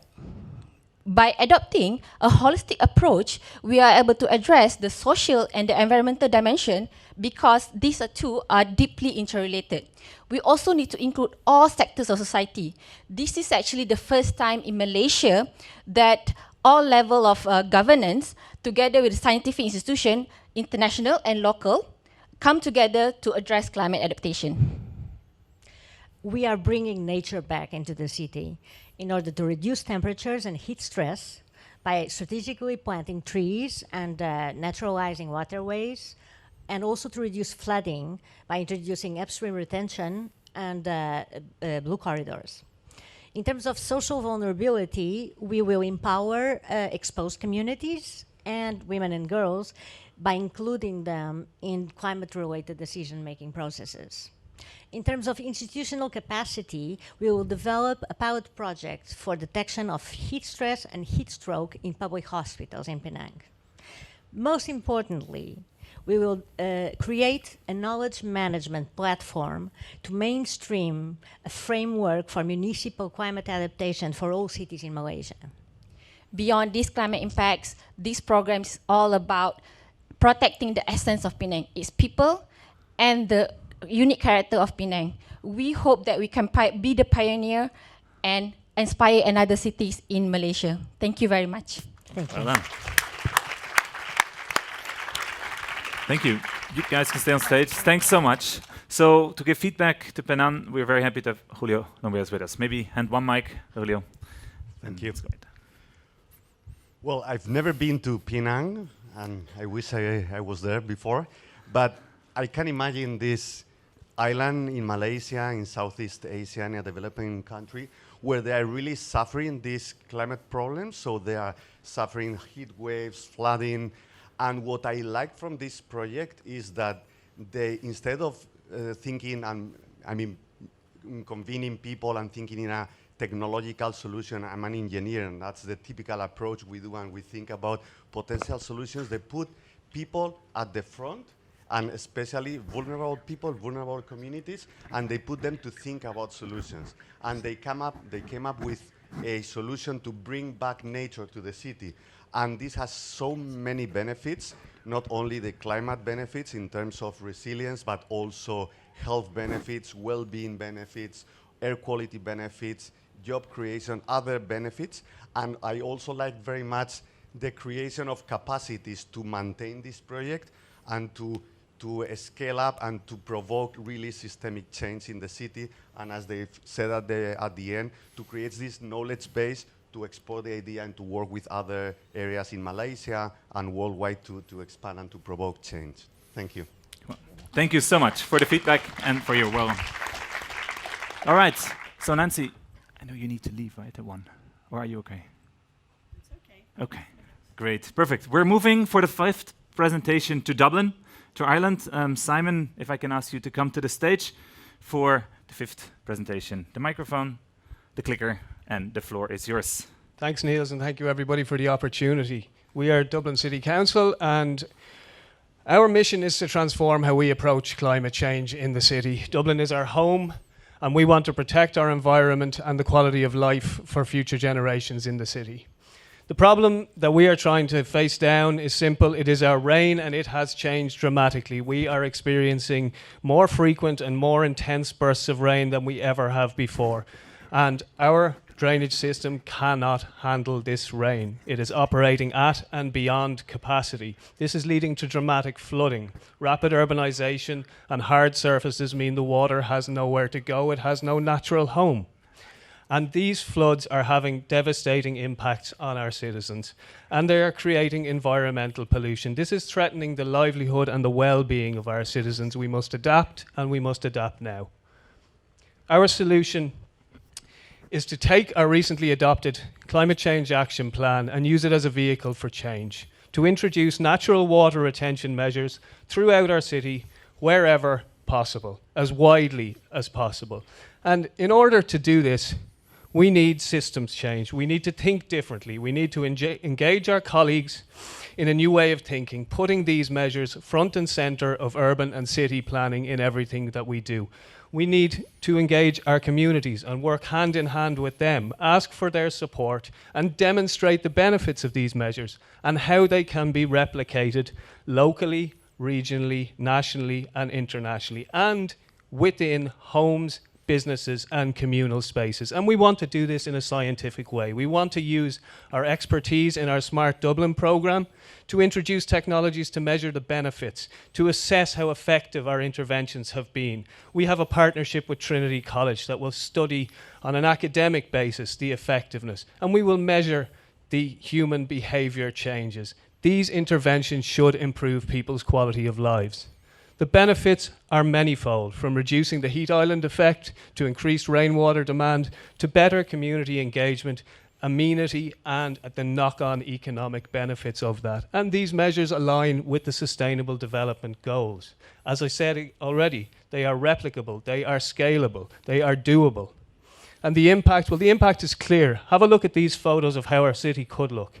Have a look at these project designs and the changes that you can see in the cities. Imagine a city that is greener, that is softer, that has more planting, that has more biodiversity. Imagine a city that is strengthened and climate resilient and future-proofed for challenges that we will face on an ongoing basis. Thank you for listening. Thank you so much, Simon. All right, so 5th feedback, and don't forget to vote for the project. Kirsten, thank you so much for stepping in for Celia to give feedback on Dublin so spontaneously. You have your mic. I hope so. Go ahead. Thank you.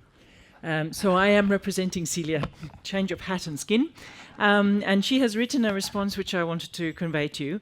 So she's speaking also from a sense of fellow feeling in Paris, and her response was particularly around a recognition of the complexity of the water system around Dublin and within Dublin, which means that this is an extremely difficult and complex problem. And the fact that the water retention measures and community-based actions are a perfect example of an inclusive environmental policy. This initiative, aiming to reduce the impacts of flooding through vegetal and incremental measures, includes citizens to the very first step of climate change in a form of adaptive urban planning. By storing carbon, decreasing air pollutants through the greening of the urban area, but also by adapting drainage. She sees in Dublin's project here an illustration of public anticipation to ongoing climate challenges. So she really wanted to call out a sense of recognition from Paris that similar things are being tried. The value of the urban heat island is something she's particularly aware of, that this is something that in Paris is of a major focus and concern. She said in similar issues, the Paris City Council voted in March 2018 a plan of rainwater retention and rain gardens that is very close to Dublin's, but the analysis that she's made of Dublin's measures showed us how important it is to include citizens and that people are the best possible help to administration and politics to operate the transformations they asked for. So she particularly wanted to compliment you on the thoughtfulness, the care and the strategic nature of those decision-making and the way you've designed it. Compliments. Thank you so much, Kirsten, for stepping up. So, now the moment comes to award who wins the city. And I would like to ask all city representatives if you could all wait over here so that we have a smooth transition, because Tom has a small surprise for us, I believe. No, you don't need the clicker, I think. Don't need that. So if everybody who's part of the city who was on stage before could come over here to Bjarkas, just to make sure that everything moves smoothly. So I think, as everybody has just seen, deciding amongst these solutions was incredibly difficult. Not only were they exceptional, but they were so diverse and varied that we felt like it was wrong to give a winner and then losers, because everyone here was a loser, a winner. That wasn't even intentional. Everyone's a loser. This is Brexit Day, Tom. Yeah, I don't know if that has to do with that slip of tongue. So what we decided is, instead of giving one winner and all the losers, that every single city would be awarded a name that represents their innovation, the innovative solutions that they are championing. So the 4 runners-up, I'll introduce first. And each one of them will get this title. And the first of those runners-up is Khartoum, who will be from now on known as the City of Cultural Innovation. Let's come to the stage. So please come up. Here, you hand it over.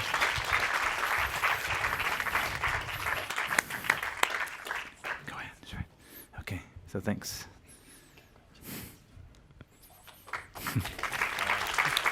All right, if you can wait in the back, please, next to the jurist stand. So the next of the fantastic runners-up is Dublin, who are the City of Resilient Design.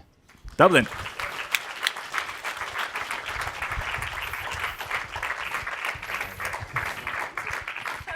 Oh, you're going to come too. Sorry, you're too. Oh, there we go.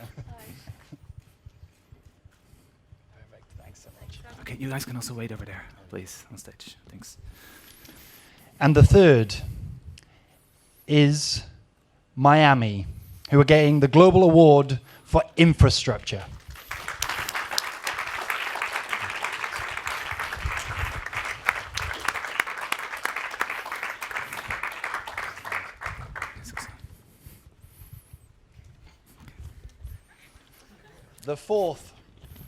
The fourth and final of our runners-up is Salvador, the City of Sustainable Communities.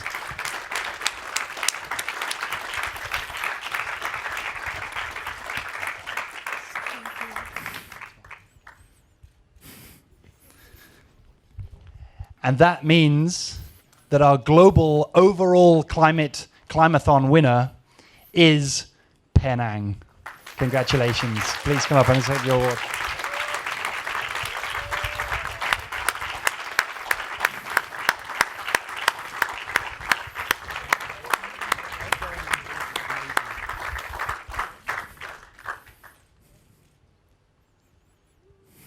Perfect. So I think, are we now doing a photo?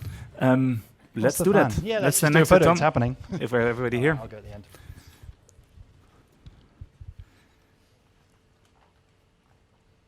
Okay.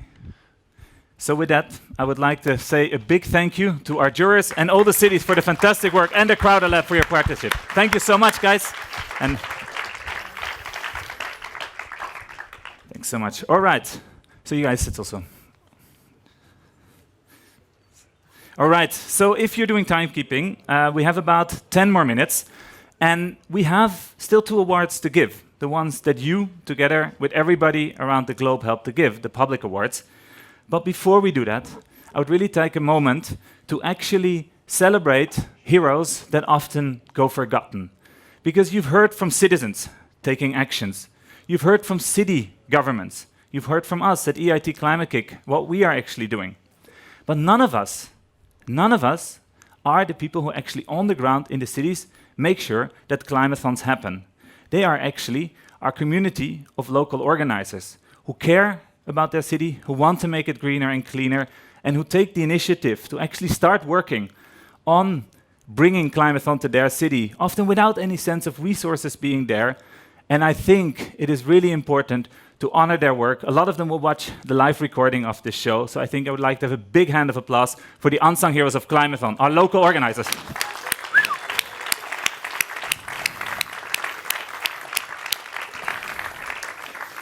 Okay, so for those of you with a good eye for detail, you saw a lot of the similar logos over there. This Bordeaux red square with Impact Hub in there. And that is because in 2019, we have actually piloted a scaling partnership, and Gabriela Gandel, who was part of the citizens jury and is director of the Impact Hub Network, is with us today. So maybe, Gabriela, for those of you who do not know, yes, please, say something, what is Impact Hub actually, and why did you decide to partner with Climathon? You speak, it works. Yeah, perfect. Hello, everybody. Thank you for having me here. It's a pleasure to have organized 14 cities Climathons. We are the largest global network of social entrepreneurs and innovators in the world. We're in 62 countries and 102 cities. So the matching with Climathon is perfect because we believe in entrepreneurial action, innovation, particularly connected innovation, climate action, and citizen engagement. So it's a pleasure to connect, and that's why we connect, because we're a great multiplication platform for these formats. Great. And so second question maybe for you is then, what is the outlook for 2020? What are we moving towards with the partnership? Well, what was the goal? 2,000 cities? 1,000 yeah? first and then 2,000, yes. Exactly, I'm going for that goal. Well, for the next year, we really definitely want to at least double, if not triple, the expansion of Impact Hubs organizing this on the ground, so we can contribute well to that target.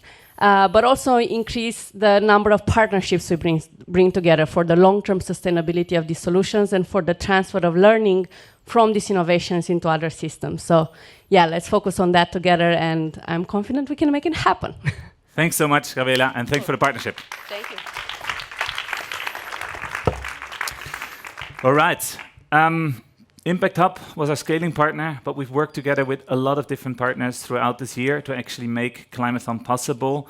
And a big thanks goes to all of them. You see their logos in the back of us. They've been on the journey with us this year, and they're going, most of them, or not near all of them, are going with us on the journey in the future as well. So a big applause also for our partners. Thank you so much.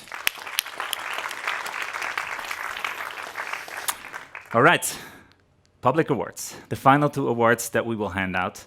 And the way this is going to work, we're first going to hand out the citizens winner, and then we're going to do the cities winner for now. And I would like to ask, in order to hand out the Citizens Award, Afros Shah on stage, so please join me here. And I believe, Afros, you are at the moment still the only person who knows who won this award together with one member of our team, so I'm as excited as you are. Can I have the praise? So I would say, here's your microphone, Afros. You are also going to announce the winner of the audience vote and then say a few words about the project. So the winner is... Yeah, good afternoon, everybody. Should I do a Tom on you? The loser is... No, I think I'll stick to straight. The winner is What Packaging. What Package? What Package. Please come to the stage.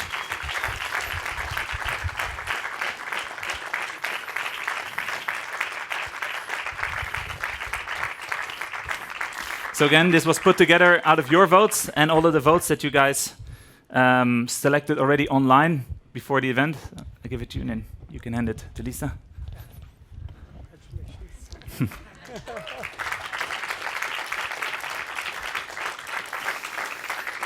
So, from your perspective, a few words about the project, Afros. First of all, I must tell Lisa she will give my weekends back. A lot of volunteers work cleaning the beaches and mangroves. So your app is going to do precisely that. And good Lord, we'll have a Sunday off. But having said that, plastic is a huge problem. And what you have come up with is, which is very innovative. And this is required not only all over the world, but every city must link up to it. I like that you want to take the packaging back and take it in a sustainable way, reuse it. I think it's very, very innovative. In Mumbai, I must share my experience. All restaurants dole out on Swiggy and name the apps, packaging after packaging. You know, at my home, I order food and utensils. I carry my packaging bag. So if you come to Mumbai, probably I can order on the phone. So that's a good thing. I think it's a wonderful thing to see youngsters, coming up with these ideas. I wish in Mumbai in India we are 1.5 billion. I hope some of these youngsters will rise from there. Congratulations once again, and I hope this works in Estonia, this works in the world, and this works in India as well. Thank you. Thank you so much.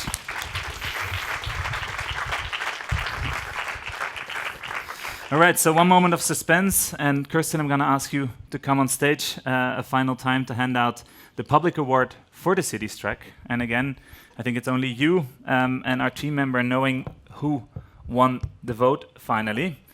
So, you still have the headset? Did it work before? Let's see, is this working? Yes, it's working. All right. So again, Kirsten, the winner of the public voting is... Okay, with great pleasure. The winner of the public votes is Dublin. Woohoo! So please, Simon, come to the stage.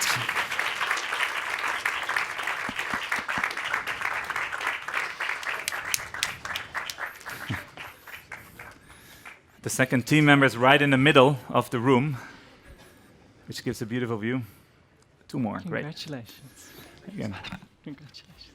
Congratulations. Congratulations.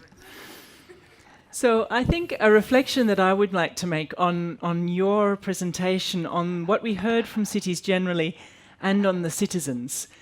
You heard me this morning, this morning, it's still the morning, talk about the importance of transformative change, systems thinking, structures, how do we get everything into play? And then you hear a series of presentations, and I think it's important for us to call out for ourselves. And then what you hear is something that then sort of feels like it shrinks back down to things we know about, how to do roof gardens and how to do rain gardens and how to create pocket parks and how to set up mechanisms that feel more incremental and familiar than they feel transformative. And I think this is one of the most important reflections for us to take, that what is at stake here is how do we do joined up thinking? How do we, on the one hand, do radical optimization of the things that we have, but that we are not actually combining at scale? How do we build on some of those to look beyond to the things we haven't even thought about? But it's very hard to look for things you haven't thought about if you don't have the basic conditions of human well-being and safety and security and emotional well-being to do that. And much of what we heard from the cities and the citizens is so much about that. And ultimately, that's what comes back to Dublin. In the end, people matter. This change is not about technology, it is about people. And people really have to internalize a sense of ownership, of creativity, of possibility, of generation, and that is very much around what is in here in Dublin. How would you, person by person, construct a different relationship with our future? And I think that is a common ground in all of what we've heard. It's the essence of what Climathon is about. And my congratulations to all of you and to Dublin for having enshrined that notion of we're going to do this one local council and street at a time. Thank you, well done. Thanks so much, guys. Right. So, if you've just looked at the time, you've seen that 2 hours are nearly past. And I would like to share some closing remarks with you all, but that doesn't feel right that it's just me standing on stage. I'm actually going to do something. I'm going to ask everybody who contributed to a Climathon to come to the stage and move in as fast as you can. So please, everybody, cities, citizens, also people we haven't had on stage, please come on stage for the Climathon experience. And you're probably wondering, okay, 30, 40 people on this small stage, are we going to make it work? We're going to try to use it. Please come on, guys. Tessa, bring them on. Come. Keep moving fast. We have to do this fast. Keep moving. Everybody, please come on. Take them, Björk. Okay. So, thank you. So the ones who are sporty can also try the little jump here. if you want to give it a go.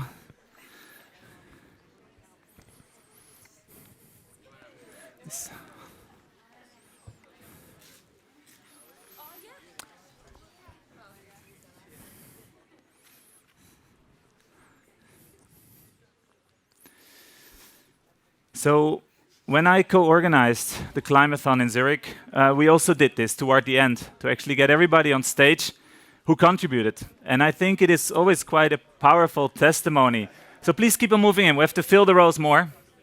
Keep on coming. Keep moving. It's okay. It's quite a powerful testimony if you actually see everybody that's contributed. And I think also to remember, this is just the people that we have here. We've been in 145 cities around the world where you've seen these kind of communities happening.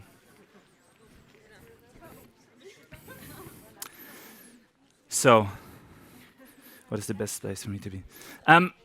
So I'm actually going down to stand here. So ladies and gentlemen, everybody, Climathon started in 2015 as a small idea with a few people who thought maybe we can work together with cities and organize hackathons. And just in the past 5 years, it has grown organically around the world. And I think the reason that it has grown organically is not because we received a lot of money or somebody said this is what we have to do. It's because citizens around the world said, we care about our cities. We have to do something. And I think it's thanks to all the people you see here, all of the thousands around the world that are watching us right now, that are with us right now, that actually make sure that Climathons can happen. And we're on a journey. We're just getting started to take this to 1,000 cities. Dear everybody, Climathon really is the defining problem of our time. And only together can we really make a dent into the system, because it is possible. Join us on Climathon's next one happening 13 November 2020 as the program. A big thank you, and I think the final applause goes to everybody in the audience, particularly everybody here and everybody around the world. Enjoy the rest of your day, and thanks for coming. An applause to everybody.